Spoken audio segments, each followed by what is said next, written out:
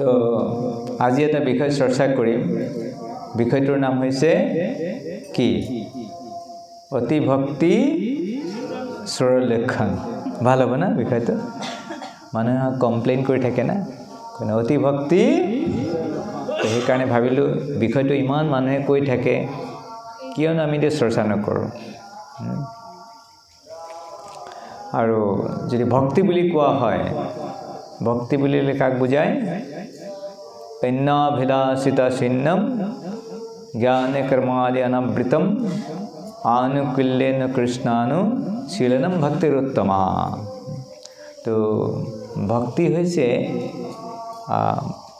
যিসকল ব্যক্তিয়ে তেনেকৈ কয় তেখেতসকলে প্ৰথমতে জনা উচিত ভক্তি মানেনো কি তো ভক্তিৰ যিটো পৰিভাষা সেইটো হৈছে অন্যাভিলাষিতা শূন্যম জ্ঞান কৰ্মাদি অনাবৃতম তো এজন ব্যক্তি যাৰ মনত কৃষ্ণৰ প্ৰতিবিধানৰ ব্যতিৰিক্ত আৰু অন্য কোনো ধৰণৰ ইচ্ছা নাথাকে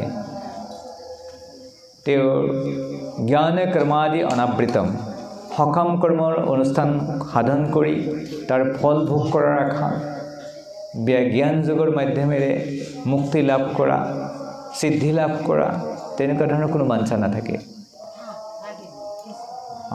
অন্যাভিলাষিতা শূন্যম জ্ঞান কৰ্মাদি অনাবৃতম আনুকুল্যেন কৃষ্ণানু কেৱল কৃষ্ণৰ যেনেকৈ ভাল লাগে তেনেকৈ কৰে শিশুপাল দন্তবক্ৰ তেখেতসকলেও কৃষ্ণৰ স্মৰণ কৰিছিল কংসই সততে কৃষ্ণৰ স্মৰণ কৰিছিল কিন্তু ইতিহাসত কংসক কৃষ্ণ ভক্ত বুলি কোৱা নহয়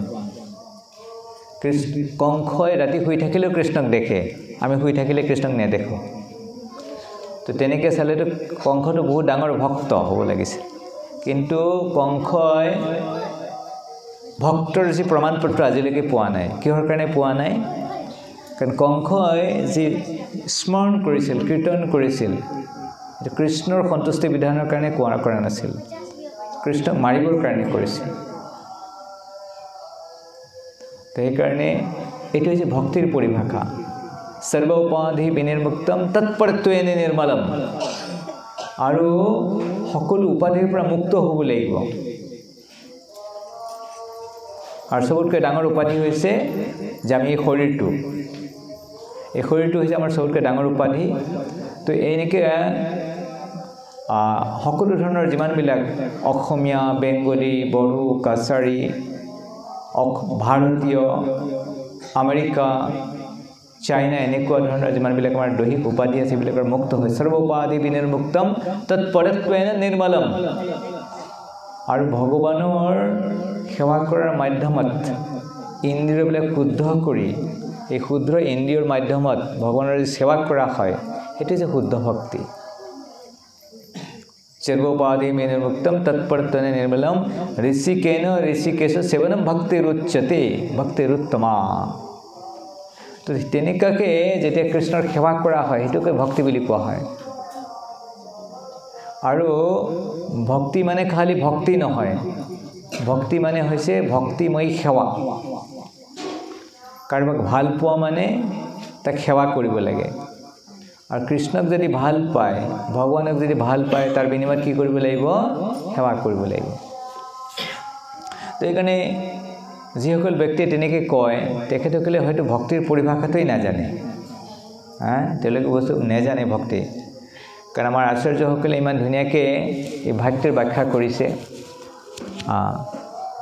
বহুত দীঘলীয়া ব্যাখ্যা কেৱল চমুকৈ আমি প্ৰথম যে 20টা আমাৰ কৰণীয় আছে কেইটামান আছে আমাৰ বিধি আৰু কেইটামান আছে নিষেধ 10টা আছে বিধি আৰু 10টা আছে নিষেধ এই ক্ষেত্ৰতে আমি চৰ্চা কৰিম অকণমান তেতিয়াহ'লে আমি সম্যক ধাৰণা পাম ভক্তি সম্পৰ্কে যে গুৰু পাদস্য তস্মাৎ কৃষ্ণ দীক্ষাদি শিক্ষণম প্ৰথমতে ভক্তি জীৱনৰ আৰম্ভণি কেনেকৈ হ'ব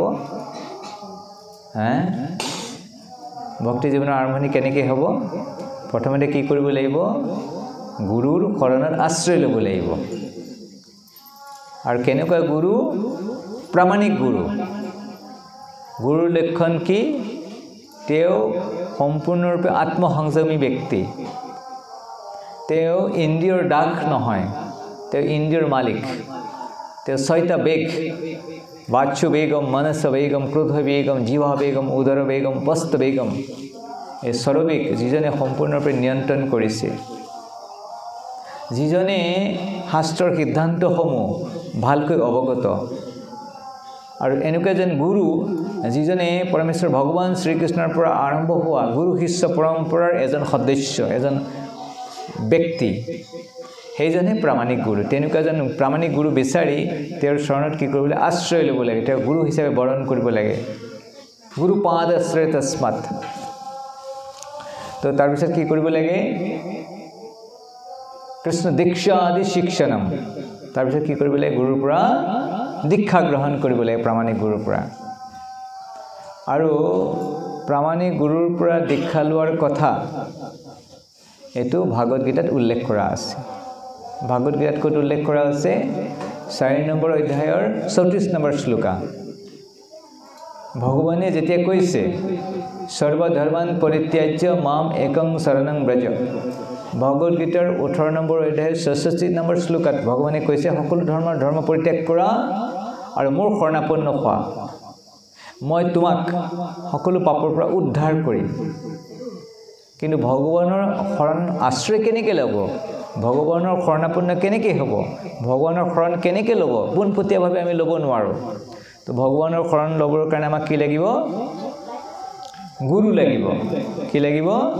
গুৰু। আৰু কেনেকুৱা গুৰু? প্ৰামাণিক গুৰু লাগিব, যি গুৰু শিষ্য পৰম্পৰাত আছে। তদ্বিদ্ধি প্ৰণিপাতেন পৰিপ্ৰশ্নেন সেৱয়া উপদেক্ষন্তি তে জ্ঞানম জ্ঞানেন সত্যদৰ্শিনঃ। তো তেওঁৰ ওচৰত যাব লাগিব, নম্ৰতা সহকাৰে তেওঁৰ সেৱা কৰিব লাগিব, আৰু বিনীতভাৱে তেওঁক জিজ্ঞাসা কৰিব লাগিব, তেওঁৰ পৰা অনুসন্ধান কৰিব লাগিব আত্মতত্বৰ বিষয়ে। আৰু তেতিয়া সেই আত্মতত্ত্ব দৰ্শনকাৰী গুৰুৱে জ্ঞানেন তত্ত্বদৰ্শিনঃ, যিজন তত্ত্বদৰ্শী, যিজনে তত্ত্ব সম্বন্ধে অৱগত, যিজনে আত্মাৰ কথা জানে, যিজনে পৰমাত্মাৰ কথা জানে, যিজনে ভগৱানৰ কথা জানে, যিজনে সৃষ্টি তত্ত্বৰ কথা জানে, যিজনে মায়া তত্ত্বৰ কথা জানে, যিজনে শিৱ তত্ত্বৰ কথা জানে, যিজনে বিষ্ণু তত্ত্বৰ কথা জানে, যিজনে কৃষ্ণক জানে, অন্তৰংগ শক্তি বহিৰংগ শক্তি সকলো বিষয়ে যিজনে স্পষ্টভাৱে জানে, সেইজন হৈছে তত্ত্বদৰ্শী। তো সেইকাৰণে তেনেকুৱা এজন তত্ত্বদৰ্শী ব্যক্তিৰ ওচৰত গৈ কেনে কি কৰিব লাগিব? দীক্ষা গ্ৰহণ কৰিব লাগিব। আৰু সেই গুৰুৱে কি কৰিব? আপোনাক হৰিনাম প্ৰদান কৰিব। কি কৰিব? হৰিনাম প্ৰদান কৰিব। হৰে কৃষ্ণ কৃষ্ণ কৃষ্ণ হৰে হৰে, হৰে ৰাম তো দীক্ষা লোৱাৰ পিছত তাতেই গুৰুৰ লগত যি সম্পৰ্ক শেষ হৈ নাযায়। যেতিয়া এজনী ছোৱালীৰ এজন পুৰুষৰ লগত বিবাহ হয়, বিবাহৰ লগে লগে কি সকলো দায়িত্ব শেষ হৈ যায় নে দায়িত্ব আৰম্ভণি হয়? দায়িত্বৰ আৰম্ভ হয়, এতিয়া বহুত দূৰ আগবাঢ়িবলৈ বাকী আছে। ঠিক তেনেকৈ বহুতে ভাবে যে দীক্ষা লোৱাৰ লগে লগে মোৰ সকলো দায়িত্ব কি হৈ গ'ল, এতিয়া সমাপ্ত হৈ গ'ল, মই এতিয়া মুক্ত হৈ গ'লোঁ, এতিয়া আৰু গুৰুৰ ওচৰতো যাব নালাগে, ভক্তৰ ওচৰতো যাব নালাগে, মন্দিৰতো যাব নালাগে, ক'তো যাব নালাগে এতিয়া। পিছে আমি গম নাপাওঁ যে এতিয়া আৰম্ভণি হৈছে। সেইকাৰণে কয়, ইংৰাজীত কয় ইনিচিয়েশ্যন। ইনিচিয়েশ্যন মানে হৈছে আৰম্ভণি। তো গুৰু পাদ আছে তস্মাৎ কৃষ্ণ তস্মাৎ। আৰু ইয়াতে কি কৈছে? কিহৰ কাৰণে গুৰুৰ আশ্ৰয় ল'ব লাগে, কিহৰ কাৰণে গুৰুৰ দীক্ষা ল'ব লাগে, তাৰ কাৰণে কৈছে গুৰু পাদ আছে তস্মাৎ। তস্মাৎ মানে হৈছে যে আমি যে মনুষ্য দেহটো পাইছোঁ, এইটো হঠাতে আমি পোৱা নাই। বেলেগ বেলেগ বহুজনী ভ্ৰমীনাথ লৈনো শৰণ, বহুজনী ভ্ৰমীনাথ লৈনো শৰণ। হৰি হে দয়াল মোর জয় রাধানাথ, হরি হে দয়াল মোর জয় রাধানাথ।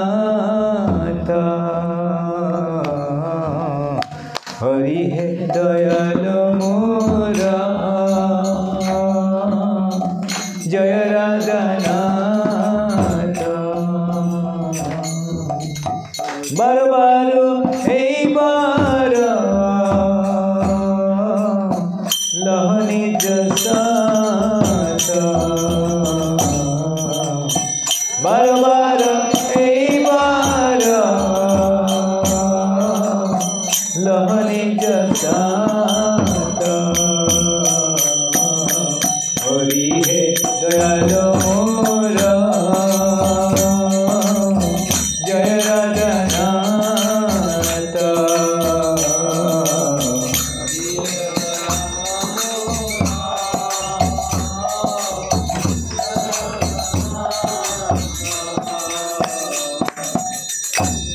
তো বহু জনী ভ্ৰমীনাথ লৈনো শৰণ সেইকাৰণে সে গুৰু পাদ আছে তস্মাৎ 84 লক্ষ জনী ভ্ৰমণ কৰাৰ পিছতহে মনুষ্য দেহ লাভ কৰে তো মনুষ্য দেহ লাভ কৰাৰ পিছতো যদি আমি আকৌ কেৱল আহাৰ নিদ্ৰা ভয় মৈথুন আহাৰ নিদ্ৰা ভয় মৈথুন আহাৰ নিদ্ৰা ভয় মৈথুন এই চাৰিটা কৰ্মই যদি আমি সম্পন্ন কৰিব কাৰণে যত্নপৰ হওঁ তেনেহ'লে এই মনুষ্য জীৱনটো সফল নহয় সেইকাৰণে কৈছে গুৰু পাদস্য তস্মাৎ কৃষ্ণ দীক্ষাদি শিক্ষণম আৰু তাৰপিছত কি কৰিব লাগিব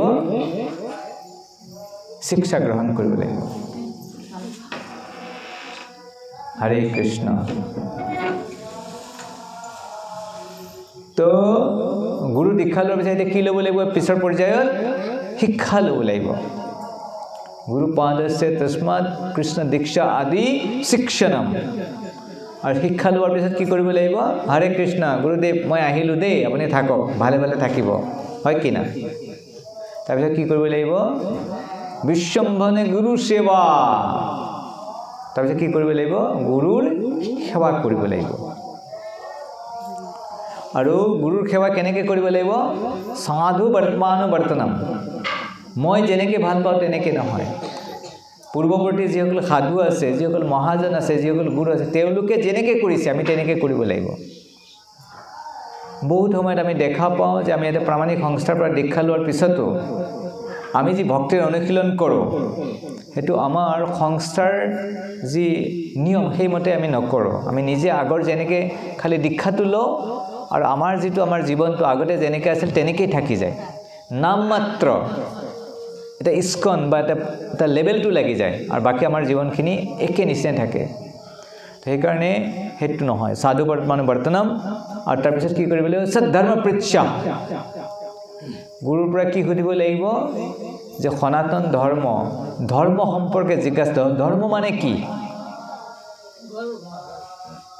এই বস্তুবিলাক আমি জিজ্ঞাসা কৰিব লাগিব আৰু কি কৰিলে মোৰ আধ্যাত্মিক জীৱন প্ৰগতি হ'ব কিহৰ কাৰণে মই ভক্তি জীৱনত আগবাঢ়িব পৰা নাই নামৰ প্ৰতি ৰুচি হোৱা নাই ভাগৱতৰ প্ৰতি ৰুচি হোৱা নাই সাধু সংগ কৰি ভাল নালাগে কেৱল অন্যৰ দুখবিলাক আমি দেখা পাই থাকোঁ তো এইবিলাক বস্তু আমি জিজ্ঞাসা কৰিব লাগিব সদ্ধৰ্ম পৃচ্ছা ভোগাদি ত্যাগ কৃষ্ণস্য হেতবে আৰু আপুনি বা মই আমি সকলোৱে ভাল পোৱা আটাইতকৈ ভাল বস্তুটো কৃষ্ণৰ কাৰণে ত্যাগ কৰিব লাগিব কি কৰিব লাগিব ভাল পোৱা বস্তুটো কৃষ্ণৰ কাৰণে ত্যাগ কৰিব লাগিব ভোগ আদি ত্যাগ কৃষ্ণস্য হেতবে কৃষ্ণৰ কাৰণে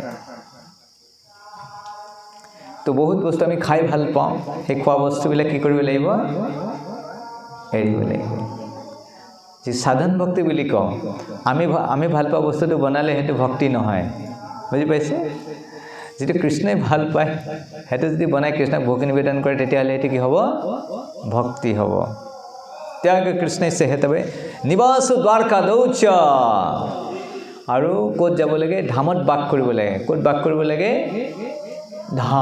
ধাম নিবাস আৰু গংগা তীৰপি সন্নিধ আৰু ক'ত যাব লাগে আৰু সেই ধাম সেই গৃহ যদি গংগাৰ নিকটত হয় গংগাৰ দৰে পবিত্ৰ নদীৰ নিকটত যদি হয় বহুত ভাল কিহৰ কাৰণে গংগাৰ নিকটত ঘৰ বনাবলৈ কিহৰ কাৰণে আমি গংগা স্নান কৰোঁ কিহৰ কাৰণে আমি তীৰ্থস্থান কৰিবলৈ যাওঁ তাৰ মূল কাৰণ হৈছে গংগা মানে হৈছে গংগা ক'ৰ পৰা প্ৰবাহিত হয় গংগা ভগৱানৰ চৰণ কমলৰ পৰা প্ৰবাহিত হয় আৰু গংগা জল মানে হৰে কৃষ্ণ হৰে কৃষ্ণ।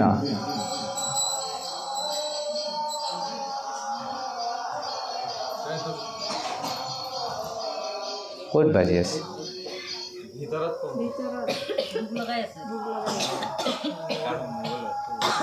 তো নিবাস গংগাৰ পাৰত আমি কেলে নিবাস কৰিব লাগে? গংগা কিহৰ কাৰণে? আমাৰতো নদী ইয়াতে আছে না, আমাৰ ওচৰত নাই, অসম বেলেগ নদী নাই, তো গংগা কেলে?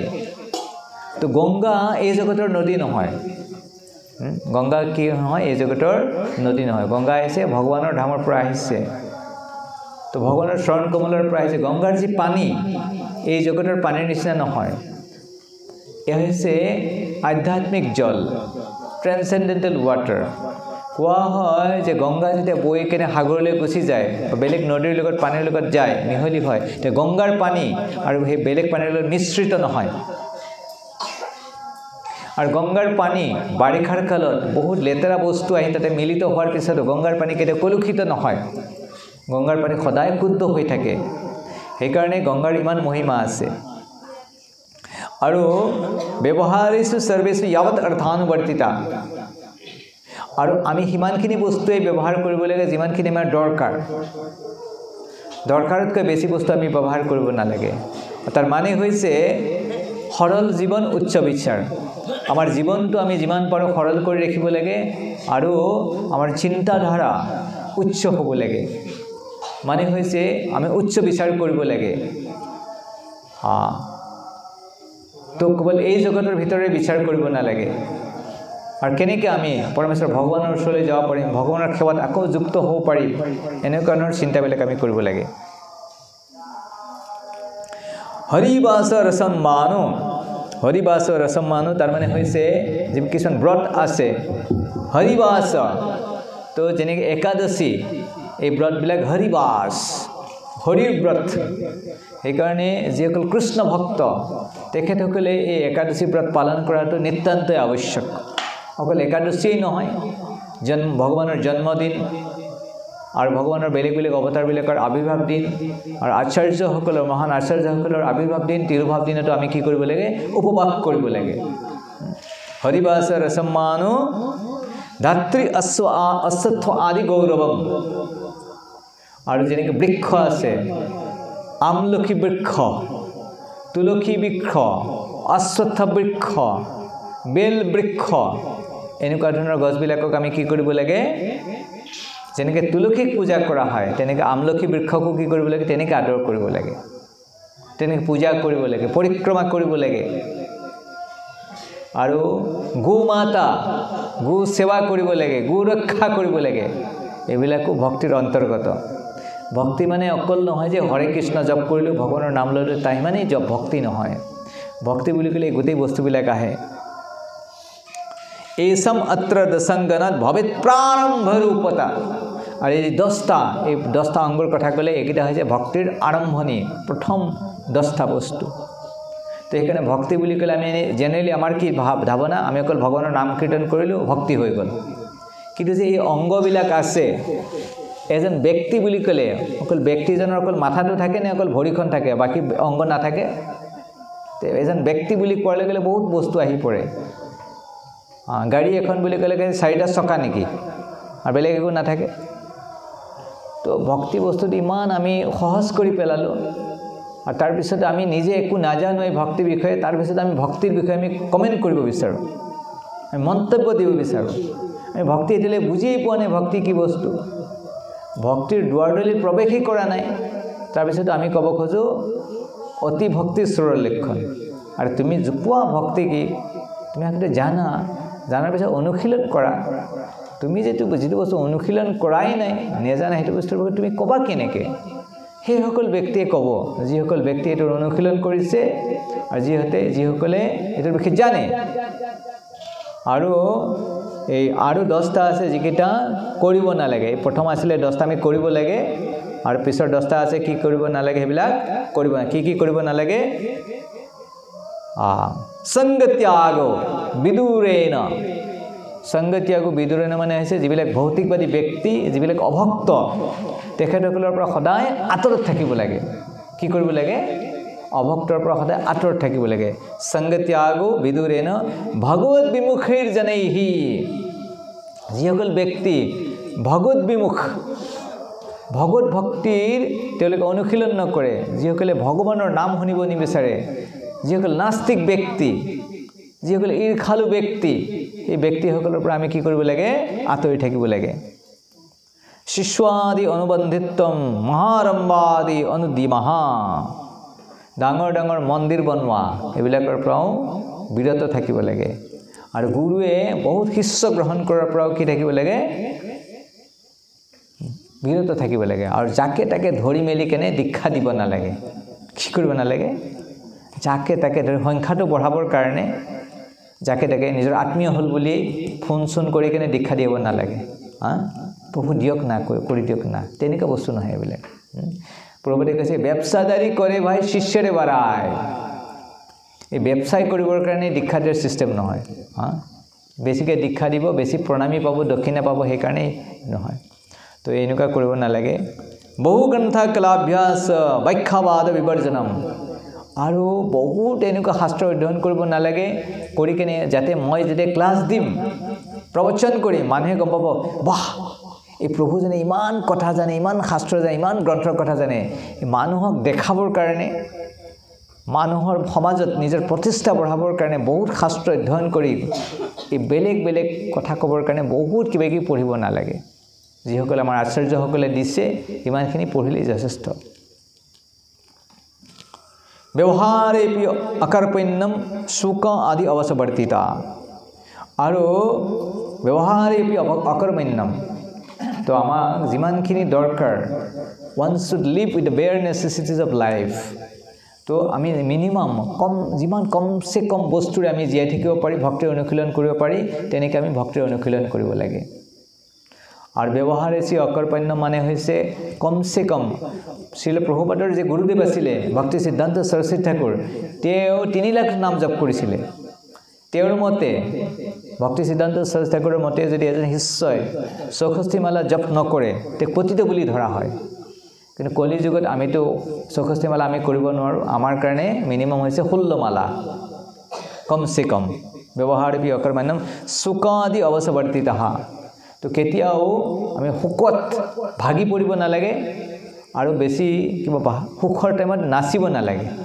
কি কৰিব নালাগে প্ৰিয় বস্তু প্ৰাপ্য হলে উঠে না নাচিয়া অপ্ৰিয় প্ৰাপ্যতে কবু মৰে না কান্দিয়া ভক্তি মানে কি হৈছে বেছি ভাল পালেও ভাল বস্তু পালে বিচৰা বস্তু পালে জপিয়াব নালাগে আৰু মনে নিবিচৰা বস্তু পালেও এটো কান্দিব নালাগে এটো হৈছে এটা ভক্তিৰ অংগ ব্যৱহাৰেপি অকৰ্মণ্য শোকাদি অৱসৱৰ্তিতঃ অন্য দেৱতা অৱজ্ঞাস আৰু আমি ঠিক আছে আমি কৃষ্ণ ভক্ত কৃষ্ণৰ উপাসনা কৰক কৃষ্ণৰ ভক্তি কৰক কিন্তু বাকি দেৱী দেৱতাবিলাকক কি কৰিব নালাগে অৱজ্ঞা কৰিব নালাগে অনাদৰ কৰিব নালাগে তেওঁলোকক পূজা কৰিব নালাগে ঠিক আছে কিন্তু তেওঁলোকক কি কৰিব নালাগে অনাদৰ কৰিব নালাগে কাৰণ তেওঁলোক সাধাৰণ ব্যক্তি নহয় বৈষ্ণৱ হিচাপে এটা সৰু পোক পৰুৱাকো আদৰ কৰিব লাগে তেনে দেৱী দেৱতাবিলাকক আদৰ কৰিব নালাগিব কিন্তু আমি তেওঁলোকৰ পূজা নকৰো কিন্তু আমি কি কৰিম তেওঁলোকৰ অসন্মান নকৰো তেওঁলোকে নিন্দা নকৰো আমি নিন্দাৰ পৰা আঁতৰত থাকিব লাগে অন্য দেৱ অৱজ্ঞাস ভূতানুদ্বেগ দায়িতা আৰু কোনো জীৱক কি কৰিব নালাগে উদ্বেগ দিব নালাগে মাৰাটো দূৰৰ কথা কি কৈছে ভূতান অনুদ্বেগ দায়িতা উদ্বেগ প্ৰদান কৰে উদ্বেগ মানে চিন্তা যেনে কিছুমান আমি জীৱতে আমি দেখাব মানুহে ছাগলী তাগলী কিবা এনেকৈ বেলেগ যেনে ভয় খুৱাই ভাল পায় বহুতে কি কৰে ভাল পায় ভয় খুৱাই ভাল পায় বহুতে মানুহকো ভয় খুৱাই কেনে ভাল পায় এটা ফূৰ্তি পায় হেতুকে উদ্বেগ সৃষ্টি হয় কেতিয়া পিছফালে কিবা কোনোবাই কিবা কাম কৰে পিছফালে হৰিব বলে কৈ দিয়ে জাপ মাৰি উঠে খুব মজা পায় এটো কি কৰা হ'ল উদ্বেগ সৃষ্টি কৰা হ'ল তো জীৱ হত্যাটো বহুত দূৰেই কথা ভক্তি কৰা মানে হৈছে উদ্বেগো দিব নালাগে তো শাস্ত্ৰত কৈছে পিতেব পুত্ৰ কৰুণো নুদ্বিজায়তে তো কৈছে কেনেকৈ জীৱৰবিলাকৰ ব্যৱহাৰ কৰিবলৈ কৈছে যে পিতাই পুত্ৰক যেনেকৈ কৰুণা কৰে তেনেকৈ যদি আমি জীৱবিলাকৰ প্ৰতি আমি দয়া কৰোঁ কৰুণা কৰোঁ তেনেহ'লে ভগৱানৰ কৃপাটো আমালৈ প্ৰবাহিত হয় তো ভগৱানৰ কৃপা পাবৰ কাৰণে কি কৰিব লাগিব পিতৃব পুত্ৰং কৰোনো পিতাই সন্তানৰ প্ৰতি যেনেকৈ মৰম চেনেহ কৰে তেনেকৈ আমি কি কৰিব লাগিব ইয়াতে কৈছে ভক্তি ৰসমৃত পিতেব পুত্ৰং কৰোনো ন উদ্দেজয়তে ইউজনম বিশুদ্ধস্য হৃষিকেশ তূৰ্ণম তস্য প্ৰসিদ্ধতি যেনেকৈ পিতৃৰ দৰে যদি আমি বেলেগ জীৱবিলাকৰ লগত ব্যৱহাৰ কৰোঁ তেতিয়াহ'লে ভগৱান কি হ'ব সন্তুষ্ট হ'ব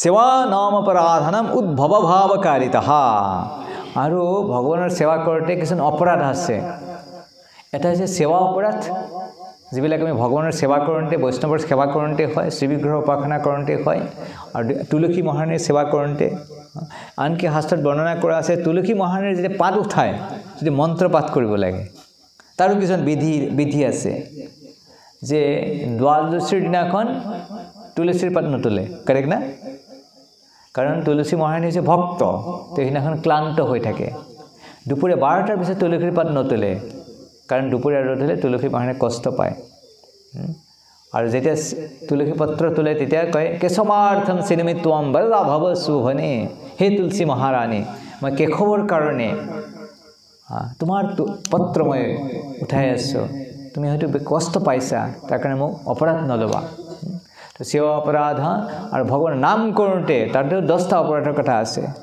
তো সেইকাৰণে ভক্তি বুলি ক'লে এই সেৱা অপৰাধ আৰু নাম অপৰাধ ইয়াৰ পৰা আমি কি কৰিব লাগে আঁতৰি থাকিব লাগে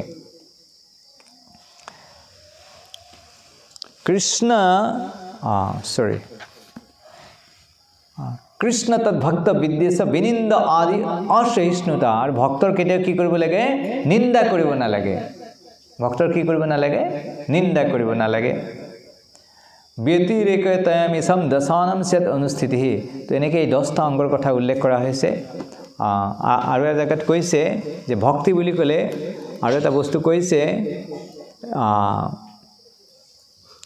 কেতিয়াবা আমি যদি কিবা বস্তু ৰাখি থৈছিলোঁ সেইটো যদি হেৰাই যায় বা নষ্ট হৈ যায় আমি বহুত দুখিত হৈ পৰোঁ কৈছে অলব্ধি বা বিনস্তি বা ভক্ষ্য আস্বাদন সাধনে অবিক্লৱমতিৰ ভূত্ব হৰিমেৱ ধ্যেয় স্মৰেত অলব্ধি মানে আপুনি কিবা এটা বস্তু পাবৰ কাৰণে ইচ্ছা কৰিছিলে আপুনি নাপালে আৰু বিনস্তি বা আৰু কিবা এটা বস্তু লাভ কৰিছিলে আপুনি খাবৰ কাৰণে ভগৱানৰ প্ৰসাদ ৰাখি থৈ দিছিলে কোনোবা বেলেগে খাই দিলে নেপালে আপুনি খাবলৈ মোবাইল কিনিছিলে মোবাইলটো নষ্ট হৈ গ'ল তো তেনেকুৱা অৱস্থাটো কৈছে অলব্ধি বা বিনস্তি বা ভক্ষ্য আস্বাদন সাধনে অবিক্লৱমতিৰ ভিত্ত্বা হৰিমেৱ ধ্যেয় স্মৰেত তো সম অৱস্থাত থাকি কেনে যেতিয়া আমি হৰিক স্মৰণ কৰোঁ সেইটোকৈ ভক্তি বুলি কোৱা হৈছে তো এনেকৈ ভক্তিৰ এই প্ৰথম এই 20টা আৰু ইয়াৰ ভিতৰত এই 20টাৰ ভিতৰত 3টা হৈছে বহুত প্ৰধান 20টা অংগৰ ভিতৰত 20টা অংগৰ কথা ক'লে 10টা কৰিব লাগে আৰু 10টা কৰিব নালাগে আৰু এই 10টাৰ কৈছে ঐস্যস্তত্ৰ প্ৰবেশায় দ্বাৰতে অপ্যন্ত বিংশতঃ ত্ৰয়ং প্ৰধানম এ ভুক্তম গুৰুপাদশ্ৰয় আদিকম তো এই 20টাৰ ভিতৰত এই প্ৰথম 3টা গুৰুৰ শৰণ কমলত আশ্ৰয় গ্ৰহণ কৰা প্ৰামাণিক গুৰুৰ পৰা দীক্ষা গ্ৰহণ কৰা আৰু তেওঁৰ পৰা কৃষ্ণ দীক্ষা আদি শিক্ষণম আৰু তেওঁৰ পৰা শিক্ষা গ্ৰহণ কৰা এই 3টাক বেছি প্ৰধান বুলি কোৱা হৈছে তো আমাৰ যি শৃংখলা আছিলে যে অতি ভক্তি সুৰৰ লক্ষণ তো সেই শৃংখলাৰ অন্তৰ্গত যি প্ৰথমটো ভাগ আমি চৰ্চা কৰিলোঁ য'ত 20টা আমি চৰ্চা কৰিলোঁ ইয়াৰ পিছত আমি পিছৰ যিবিলাক অংগ আছে সেইবিলাক চৰ্চা কৰিম তো এনেকৈ ইমান শৃংখলাবদ্ধভাৱে আমাৰ আচাৰ্যবিলাকে এই কথাবিলাক আমাক কৈছে ভক্তি মানে কি ভক্তি মানে কেৱল ঘণ্টা বজোৱা ভক্তি মানে উলুধ্বনি দিয়া আৰু ভক্তি মানে নহয় যে তাল কৰতালবিলাক কিমান ডাঙৰকৈ বজাম ভক্তি মানে নহয় যে মৃদংগ কৰতালবোৰ কিমান পিটিব পাৰিম মৃদংগ আচলতে বজাব লাগে আমি কেতিয়াবা কি কৰোঁ শৰীৰত ইমান শক্তি থাকে মৃদংগ কোবাওঁ পিতা বুলি কয় পিতা বজোৱাটো বেলেগ আৰু পিতাটো বেলেগ কৰতাল বজোৱাটো বেলেগ, কৰতাল কোবোৱা বেলেগ। আমি কেতিয়া কৰতাল মাৰোঁ এনেকৈ, যাৰ যিমান শক্তি, আমি ভাবোঁ যে শৰীৰত যিমান শক্তি আছে সিমান জোৰে কৰতাল বজাব লাগে, সিমান জোৰে তাল বজাব লাগে, সিমান জোৰে মৃদংগ। আমাৰ তেনেকুৱা আমাৰ কনচেপ্ট কিছুমান আছে, কিন্তু আমি পাহৰি যাওঁ যে এইবিলাক যে কৰতাল বজাই আছোঁ, কাৰ কাৰণে বজাই আছোঁ? কাৰ কাৰণে বজাই আছোঁ? কৃষ্ণৰ কাৰণে। মৃদংগ কেলৈ বজাই আছোঁ? পাব্লিকৰ মনোৰঞ্জনৰ কাৰণে, কৃষ্ণৰ মনোৰঞ্জনৰ কাৰণে। তো আমি তেনেকৈ বজাব লাগে যাতে ভগৱান প্ৰীত হয়, ভগৱান সন্তুষ্ট হয়। আৰু যেতিয়া ভগৱান সন্তুষ্ট হৈ যাব তেতিয়া সব জীৱ সন্তুষ্ট হৈ যাব, সকলো সন্তুষ্ট হ'ব। কৃষ্ণ তুষ্টে জগত তুষ্টম। সেইকাৰণে যিসকল ব্যক্তি এনেকৈ কয় তেওঁলোকে আচলতে অজ্ঞান হয়। তেওঁলোকে অজ্ঞানত থাকি কেনে তেওঁলোকে কয় অতি ভক্তি। ভক্তিটো আগতে বুজি লওক, ভাবা, বুজি লোৱা। ভক্তি আগতে জানি লওক ভক্তি মানে কি, তেতিয়া গম পাব যে মই ভক্তিত প্ৰৱেশেই কৰা নাই। মই ভক্তিৰ ওপৰত কমেণ্টাৰী কৰাৰ কাৰণে, টিকা কৰাৰ কাৰণে আচাৰ্য হোৱাটো পিছত কয়। টিকা কোনে কৰে, মন্তব্য কোনে দিয়ে? যিসকল বৰিষ্ঠ ব্যক্তি, অভিজ্ঞ ব্যক্তিহে কমেণ্ট কৰে। যে ক্ৰিকেটৰ কমেণ্টাৰী কৰে, কোনে কৰে? যিবিলাক অলৰেডি ৰিটায়াৰ্ড ক্ৰিকেটাৰ, তেওঁলোকেহে কমেণ্টাৰী কৰে। সাধাৰণ ৰাষ্ট্ৰৰ পৰা যাকে তাকে মাতি নিকে ক'ব নেকি আপুনি ক্ৰিকেটৰ কমেণ্টাৰী কৰক? বোলে কোনোবা ব্যক্তি আছে বহুত ক্ৰিকেট ভাল পায়, তেওঁ ক'ব নেকি ক্ৰিকেটৰ বিষয়ে বহুত জানে, তেওঁ ক'ব নেকি আপুনি কমেণ্টাৰী? কোনে ক্ৰিকেটৰ কমেণ্টাৰী কৰে? যিবিলাক ছিনিয়ৰ প্লেয়াৰ তেওঁলোকে গৈ কমেণ্টাৰী কৰে। তো ভক্তিৰ সম্পৰ্কে যদি কমেণ্ট কৰিবলৈ, কোনে কমেণ্ট কৰিব? যিসকল বৰিষ্ঠ ব্যক্তি তেওঁলোকেহে কৰিব পাৰে। এইটো ভাল হৈছে, এইটো বেয়া হৈছে, কাৰেকশ্যন তেখেতসকলে কৰিব। মই নিজে একো নাজানো, মই ৰান্ধিব নাজানো, মই যদি ৰান্ধনীবিলাকক গৈ কাৰেকশ্যন কৰোঁ তেওঁলোকে মোক কি ক'ব? হাঁহিব। প্ৰভু আপোনাৰ কাৰণে ঠিক আছে, আপুনি প্ৰবচন দিব, ঠিক আছে, এইটো ডিপাৰ্টমেণ্ট আপোনাৰ নহয়। আপুনি যদি ৰান্ধে, এতিয়া 100জন মানুহ আহিছে, নেক্সট প্ৰগ্ৰামত এজনো মানুহ নাহিব, তেনেকুৱা বস্তু, যাৰ যিটো কথা। তো সেইকাৰণে আমি ইস্কনৰ ফালৰ পৰা যিহেতু আমি এই বস্তুবিলাক যথাযথভাৱে পাইছোঁ, তো আমি যথাযথভাৱে আপোনালোকক উপস্থাপন কৰিলোঁ। তো আপোনালোকৰ যদি এইবিলাক শুনাৰ পিছত আপোনালোকৰ জীৱন যদি আপোনালোকে যদি উপকৃত হয়, তেনেহ'লে আমাৰ এই কষ্ট সাৰ্থক হ'ব, এই প্ৰয়াস, আমাৰ প্ৰয়াস সাৰ্থক হ'ব। তো ধন্যবাদ। হৰে কৃষ্ণ।